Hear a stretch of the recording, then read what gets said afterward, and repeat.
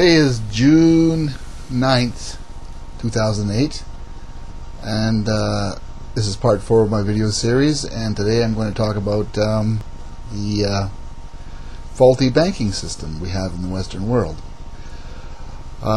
Before I start this topic, I want to tell you that I'm not here just to repeat what I've heard, and it's all out there, but my point here is actually to end the series with a plan of action that I intend to take, and hopefully it'll be of some use to the people watching.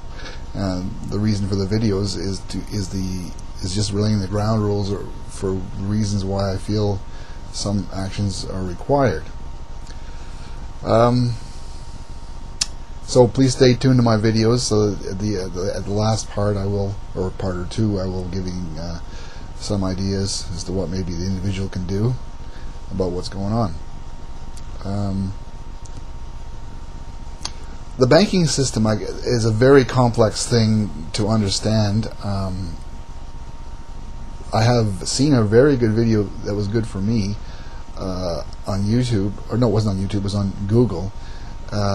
It's called Money as Debt, and I've shown the video to quite a few people, and a lot of them didn't seem to get it, even though I thought it was fairly simple to explain, but you probably have to watch it a couple times to get the drift. They're also suggesting a fix to the problems, but I'm not sure I understand how that would work. But basically, it does give you a very good idea of what the banking system is and how it works. The Federal Reserve System in the United States and the Central Bank of Canada and the banks in England and the European Union and so on, European countries and Mexico are all basically all the same type of system. They're fiat currency based fractional reserve banking systems. Now, fiat currency is simply means that the value of the currency is determined by government fiat, which means decree. It's really the only source of value for the currency. It's not backed by something like gold. There's really no intrinsic value other than the fact that the government says it's such and such. It has a value. A fractional reserve system is simply a system whereby the bank holds a fraction of its reserve for lending. In the United States and Canada, it's 10 to 1. So that means if the bank has $1 in its reserve, or it can lend out $10. Basically, all the banking systems in the world are not in the world, but I mean in the free world are really all are based on the same system of fractional reserve fiat currency systems.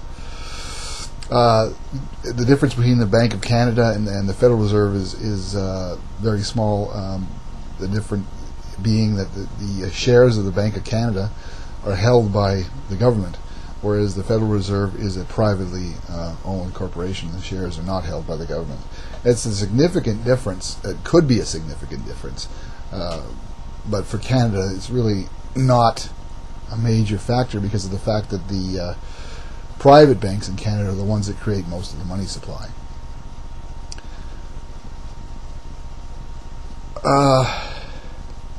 Okay, we covered what fractional reserve lending is and what a fiat currency system is.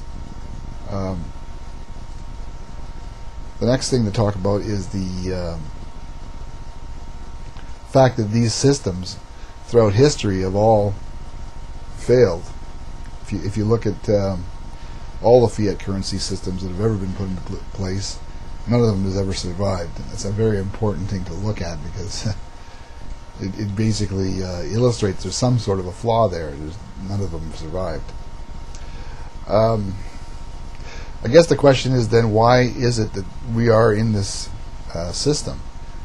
And actually the reason is quite simple, and it's because it's good for the powerful, the rich people, and the governments of the world. You weren't taught how this system works in school, because when you do find out how it actually works, you'll first of all suffer from disbelief, and hopefully after that you'll become angry. Okay, so what is wrong with the system? The banking system is in control of a few powerful people. I mean, not the people of the world, but I mean the people of the world, obviously, but not the average Joe on the street. It's the very rich and very powerful in governments that control it. And they use the system to create a hidden tax on the public called inflation. Inflation is not rising prices like a lot of people think. Actually, inflation is an increase in the money supply beyond the value of the goods and services in the economy. If there's more dollars in circulation, it means that it costs more of them to buy the same goods and services, and eventually the price will go to infinity if the money supply is allowed to increase continuously at an exponential rate.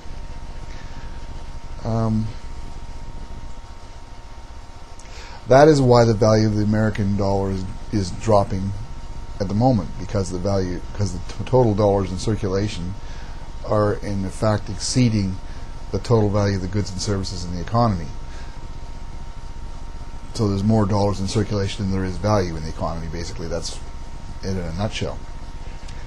How does the system work?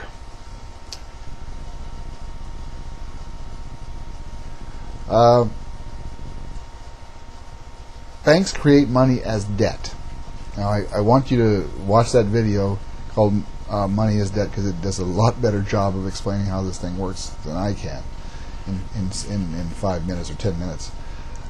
Basically, every dollar in circulation then is a debt owed to the banks.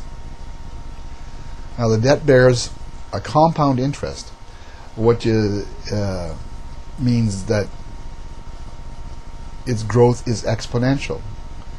Now, an exponential curve is a curve that starts slow and as it builds over time.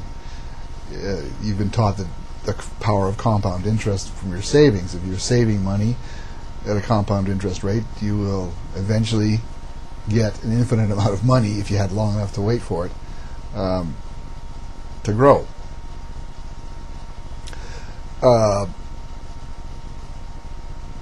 The problem is, of course, the banking system that creates the money does not create the interest. So that the people who actually borrow the money have to find the interest somewhere else. Now, the way that works is, as the economy grows, the value of the dollar would drop, but because as the money supply increases, it would stay in balance as long as the money supply is in step with the value of the growth of the economy. But the problem is, because interest is exponential, which means it reaches an infinite slope eventually, an infinite amount eventually, and we know that the economy is a finite thing because we only have so many resources available to us on the planet. Eventually, there's going to be a conflict between the number of dollars in circulation, and the value that you have in the economy. So it's a recipe for disaster, because it's guaranteed to grow exponentially, the interest and money supply, therefore, and the economy cannot grow exponentially, so it will eventually come crashing to its knees. And when that happens, of course, the intrinsic value of the dollar or the money in circulation becomes zero, or near zero.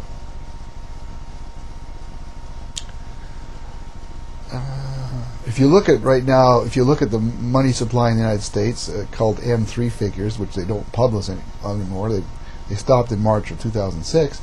But if you look at that curve on a graph, you can see the money supply going, just starting to head straight up.